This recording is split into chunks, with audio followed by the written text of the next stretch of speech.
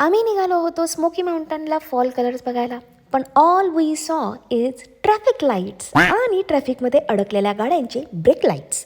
कसं? चला तुम्हाला दाखवते.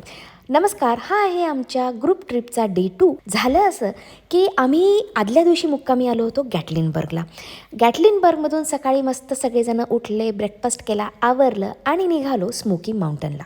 स्मोकी माउंटनला जाण्याच्या आधी तुम्हाला एक पार्किंग तिकीट काढावं लागतं. त्यासाठी वेगवेगळे लोकेशन्स अवेलेबल आहेत, पण आम्ही गेलो होतो स्मोकी माउंटन वेलकम सेंटरला. तिथे गेल्यानंतर ते तिकीट काढलं आणि म्हणले की आता बस, आता आपल्याला माउंटनवरती जायचं आहे, सगळ्या पर्वतरांगा बघायच्या आहेत, फॉल कलर्स बघायचे आहेत, हा मस्त सिनिक व्ह्यू आहे, सिनिक ड्राईव्ह आहे, वेगवेगळ्या ठिकाणी तुम्ही थांबायचं आहे, फोटो काढायचे. असंच आमचा काहीसा प्लॅन होता आणि तोच काही प्रमाणात करत आम्ही पुढे चाललो होतो.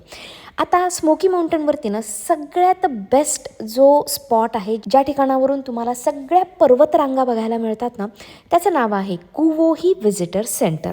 या कुवोही व्हिजिटर सेंटरच्या पार्किंग लॉटच्या अराउंड 2 ते 3 किलोमीटर आधीपासून ट्रॅफिक लागलेलं. तुम्ही ते बघू शकता, किती गाड्या आमच्या पुढे आणि आमच्या मागे आहेत. तर मला असं झालं की आपण फॉल कलर कमी आणि ट्रॅफिक लाईटमध्ये अडकलेल्या गाड्यांची ब्रेक लाईट्स जास्त बघत आहोत. आता त्यातही विशेष म्हणजे 5 फॅमिलीजपैकी फक्त 3 फॅमिली कुवोहीपर्यंत कशाबशा पोहोचल्या. त्या 3 पैकी पहिल्या 2 फॅमिलीमध्ये आम्ही होतो, मी, महेश, ईश्वर आणि शिवांगी. आम्ही अगदी शेवटच्या टोकापर्यंत गेलो. तिथे गेल्यानंतर ना त्यांनी एक छोटासा असा ब्रिज टाईप बनवलेला आहे आणि एक असा व्ह्यू पॉईंट बनवला आहे, जो तुम्ही थोडासा चढत जावं लागतं आणि तिथून तुम्हाला सगळ्या पर्वतरांगा बघायला मिळतात. तुम्ही इथे बघू शकता.